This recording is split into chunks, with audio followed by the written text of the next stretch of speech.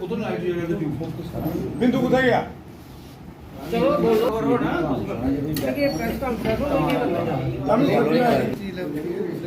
राजेश भाई happy birthday मैं डब्बा लिया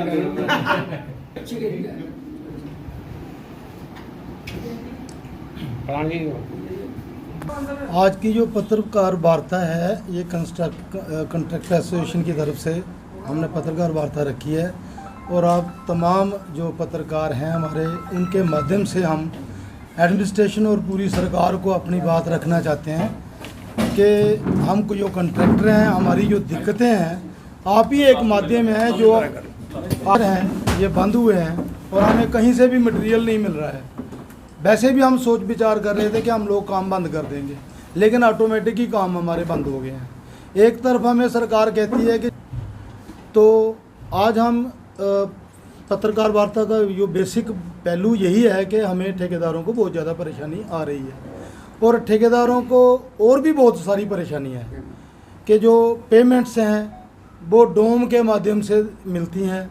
तो वो डोम में जो हमारे जो यहाँ काम करने वाले क्लर्क हैं या हमारे एक्शन साहब बैठे हैं इसे कुछ ज़्यादा से ज़्यादा पूरे सेशन में मार्च से लेकर अब तक 2 या 2.5 करोड़ रुपए की इन्होंने पेमेंट की है, वो भी बड़ी मुश्किल के साथ। तो काम हम कर रहे हैं, बिल हमारे पेंडिंग है और कोई भी पैसा हमें नहीं मिल रहा है और सबसे बड़ी समस्या बजरी और रेते की है। अब हम बिल्कुल हाथ खड़े हैं ठेकेदारों के कि हम किसी भी तरीके से काम नहीं कर सकते और एडमिनिस्ट्रेशन को हम हाथ जोड़ के अपील करते हैं कि इसका कोई ना कोई समाधान निकाले। आज का जो हमारा पत्रकार हम जब क्रैशर पर जाते हैं तो खाली वापस आते हैं, वो कहते हैं कि हमारे पास वो कागज़ नहीं है, हम आपको ये फार्म नहीं दे सकते, हमारा पोर्टल नहीं चल रहा है और वो कहते हैं कि हमारे क्रैशर भी बंद हैं। तो आप बताओ हम कैसे काम करेंगे। और आप ही के माध्यम से हमें तो यही लग रहा है हर तरफ से हम ठेकेदारों को परेशानी आ रही है। पेमेंट्स हमारी फंसी हुई हैं, पेमेंट हमें निकल नहीं रही है, डिपॉजिटें हमारी नहीं निकल रही हैं, कहीं भी कागज़ कहीं चढ़ता ही नहीं है, एक तरफ चढ़ता है तो दूसरी तरफ रिजेक्ट हो जाता है। तो हम आपके माध्यम से एडमिनिस्ट्रेशन को पता चले और एडमिनिस्ट्रेशन संज्ञान ले, तमाम डिपार्टमेंट के जो हेड हैं उनको पूछें कि क्या मसला है, क्यों नहीं पेमेंट हो रही है। पिछले 10 साल से जो सरकार हमारी चल रही है ना, हम तो सरकार के ख़िलाफ़ नहीं बोलते हैं क्योंकि हम सोचते हैं कि आज नहीं तो कल हमारे ही रिप्रेजेंटेटिव हैं, कहीं ना कहीं बात करेंगे। लेकिन यहाँ हम किस रिप्रेजेंटेटिव को कहें। पिछले 10 साल से हमारे जम्मू कश्मीर में तो कोई सरकार स्थायी है ही नहीं।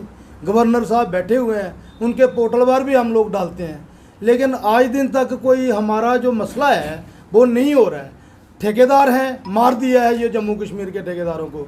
बाहर के ठेकेदार जो लोग आते हैं उनके कैसे काम होते हैं हमें नहीं पता चलते। वो दिल्ली से फ़ोन आता है, उनकी पेमेंट्स भी हो जाती हैं, उनकी अलॉटमेंट भी हो जाती हैं, लेकिन हमारे लिए कंडीशनें, पोर्टल, पता नहीं क्या क्या और काम नहीं। थोड़ा बहुत जो मटेरियल हमें मिलता था, छोटे छोटे हमारी डब्ल्यू में भी काम करते हैं हमारे ठेकेदार भाई, दूसरे डिपार्टमेंटों में भी करते हैं। PHE की आए दिन हमारे डिप्टी कमिश्नर साहब ने वो बुलाई होती है मीटिंग कि क्या प्रोग्रेस है। बताओ अगर पंप रूम बनाना है तो उसके लिए सैंड चाहिए कि नहीं चाहिए, बजरी चाहिए कि नहीं चाहिए। तो क्रैशर पर माल ही नहीं मिलेगा तो पंप रूम कैसे बनेगा। तो मैं यही कहना चाहता हूँ, मुझे किसी से कोई मतलब नहीं। हम DC साहब को हाथ जोड़ करके अपील करते हैं कि आप हेड ऑफ द DC हैं, हेड हैं हमारे कठुआ के, और कम से कम आपको सबको बैठ कर के ये संज्ञान लेना चाहिए। और कोई भी IPS अफसर, IAS अफसर या हमारे जो DC साहब बैठते हैं या हमारे जो एक्शन वगैरह हैं, ये पढ़े लिखे लोग हैं, इनको पता होना चाहिए कि हमारा कैसे पेमेंट हो और जल्दी से जल्दी काम तभी हो सकता है कि ठेकेदारों को पेमेंट हो ताकि ठेकेदार आगे काम करें। और लिमिट है हमारी बैंक में चेक करवा लीजिए कि लिमिट हमारी चढ़ रही है, दिन रात सूद लग रहा है, वो इंटरेस्ट ले रहे हैं लेकिन हम डिफ़ॉल्टर होते जा रहे हैं। भाई साहब ने पहले आपको डिटेल में मटेरियल के बारे में बता दिया। पिछले साल हमारी एक जॉइंट मीटिंग भी हुई थी, उसमें DC साहिबान और SP साहब और तमाम हमारे जो इंजीनियरिंग विंग के एक्शन से और उसके साथ हमारे जो DDC हैं वो भी आए थे सारे।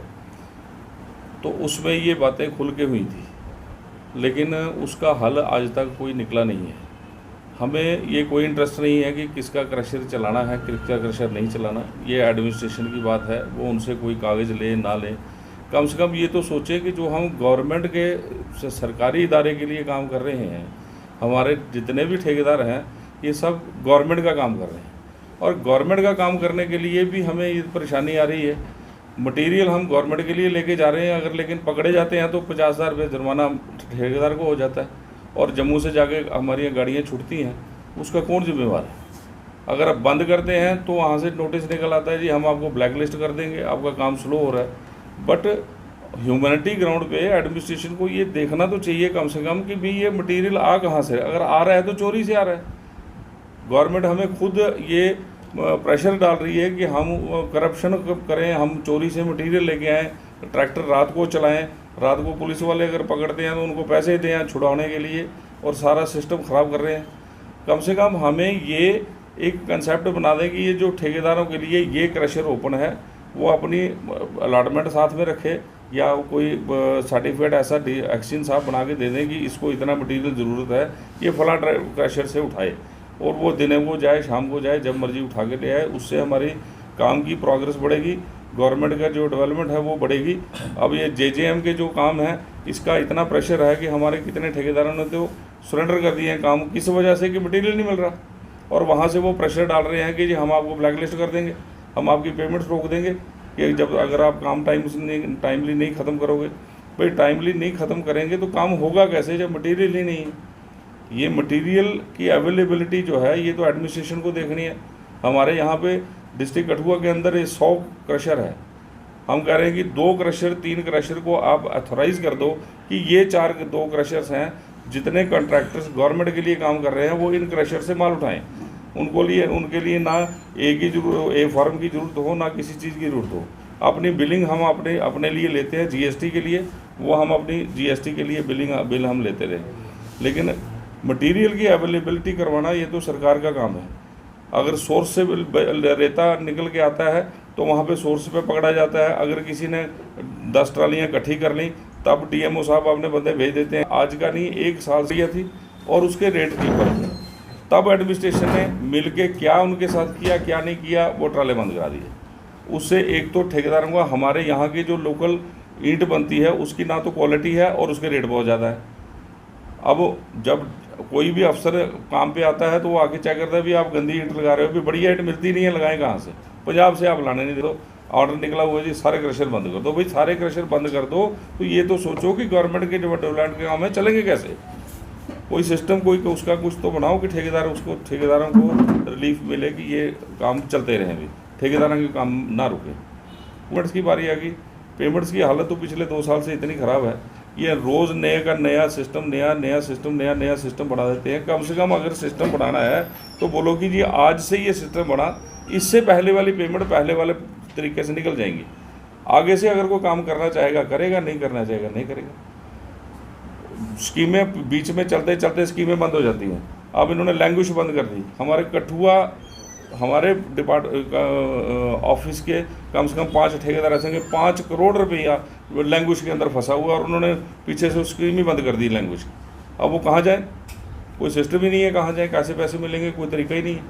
कोई पूछ ही नहीं रहा कि भी वो पैसा कहाँ से आएगा, कैसे मिलेगा। 2-2 महीने से ट्रेजरी में बिल पड़े हैं, पैसे नहीं है। डिपॉजिट निकालने का सिस्टम नहीं है। पोर्टल बनाया उसमें डिपॉजिट का कॉलम ही नहीं रखा हुआ, कैसे डिपॉजिट निकलेगी भी? अब कौन से इंटेलेक्चुअल आदमी इन्होंने वहाँ पे बिठाए हुए हैं जो ये पोर्टल बनाते हैं कि जी पेमेंट्स इस तरीके से दे दो, डोम के थ्रू दे दो, लेकिन डिपॉजिट नहीं देनी। वो क्या भाई? डिपॉजिट तो वैसे ही कंट्रैक्टर की है, उसकी तो कोई अनचैलेंजेबल पैसा है वो, जो चेक होकर डिपॉजिट 10% निकलती है डिफेक्ट लाइबिलिटी के बाद। जब डिफेक्ट लाइबिलिटी पीरियड बाद में आपका ऑप्शन ही नहीं है पे निकलने का, तो निकलेगी कैसे? कोई इस बारे में सोचता ही नहीं है कि कैसे होगा कैसे नहीं। इन्हीं बातों से मैं अपनी बात को विराम, मीटिंग करें। हमारे जो ऑफिसर्स हैं जो इंजीनियरिंग विंग के, उनसे बात करने कोई वाया मीडिया निकालें जिससे हमें मटेरियल की अवेलेबिलिटी और पेमेंट स्मूथली हो, तभी डेवलपमेंट हो सकती है, अदरवाइज डेवलपमेंट होने का कोई चांस है। Thank you. ठेकेदार यूनियन से की तरफ से आज यहाँ एक प्रेस वार्ता ये जो चल रही है, एक तो आप प्रेस वालों का भी शुक्रिया, टाइम टू टाइम आप लोगों की समस्याएं बताते हैं। दूसरा ये जो अभी ठेकेदार भाई ने कहा साहब सिंह जी ने, दत्ता जी ने, कि हमें परेशानी क्या है। सरकार आए दिन रोज़ नया नया कानून लोगों के ऊपर थोप रही है। कौन सा कानून है? जिला हेडक्वार्टर है, ये देश का हिस्सा है, गेट पे आप J&K है, जहाँ से ही पूरा जम्मू कश्मीर को रास्ता जाता है। तो जहाँ की डेवलपमेंट रुकी हुई है, रावी के अंदर चले जाएं, सारखंड में चले जाएं, उज में चले जाएं, हीरानगर तरनाव में चले जाएं, बंद क्यों है? आर्डर कोई नहीं। DC साहब ने कहा है, डायरेक्टर माइनिंग ने कहा है, पोर्टल बंद कर दिया है। उनको पूछा जाता है तो वो कहते हैं हमने नहीं बंद करवाए हैं। रात को मेरी डायरेक्टर साहब OP भगत जी, जो पहले कठुआ में डिप्टी कमिश्नर रहे, माइनिंग के डायरेक्टर हैं वो, उनसे बात हुई। उन्होंने कहा हमने तो कोई ऑर्डर नहीं किया। एक ये है कि रात को ना चले, दिन को चले। यहाँ ना रात को चल रहे हैं ना दिन को चल रहे हैं, और लोगों को परेशानी, ठेकेदार को तो परेशानी है।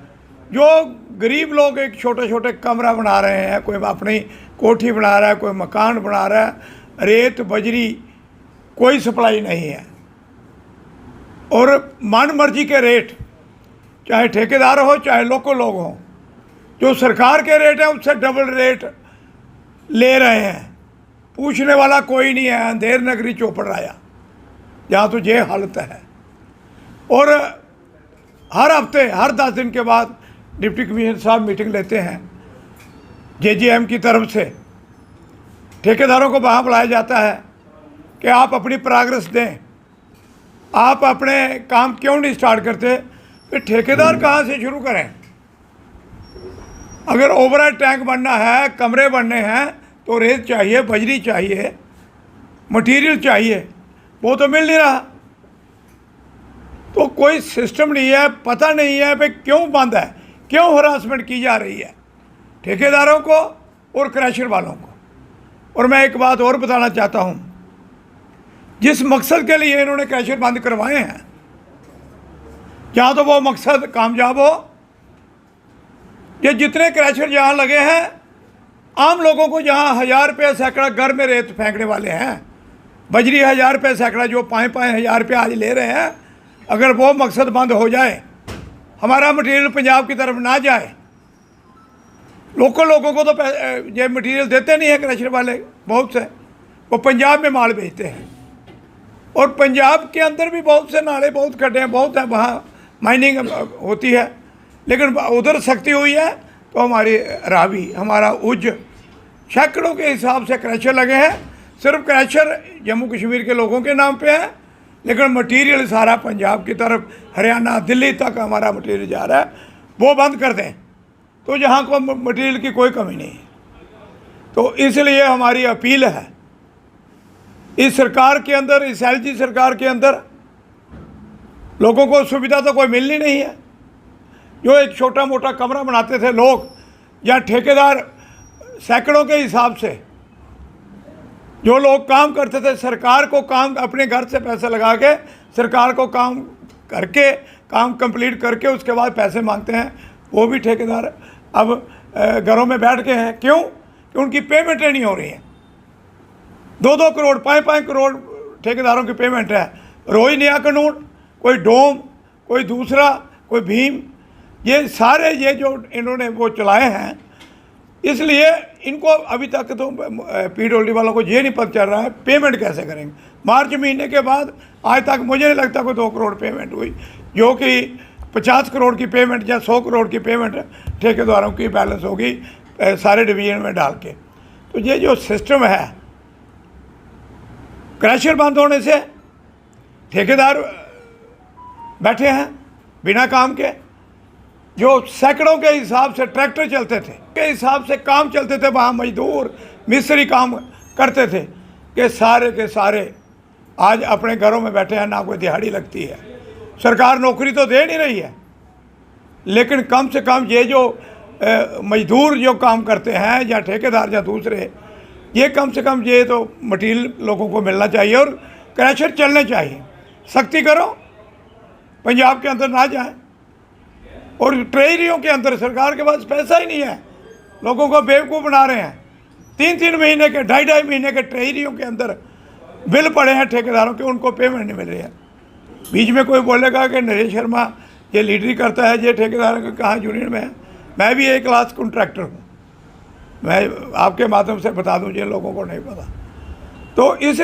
तो हम सरकार से, डिप्टी कमिश्नर साहब से अपील करते हैं, इसको जल्दी से जल्दी इसका हल कीजिए ताकि लोगों को मटेरियल मिले, ठेकेदारों को मटेरियल बने।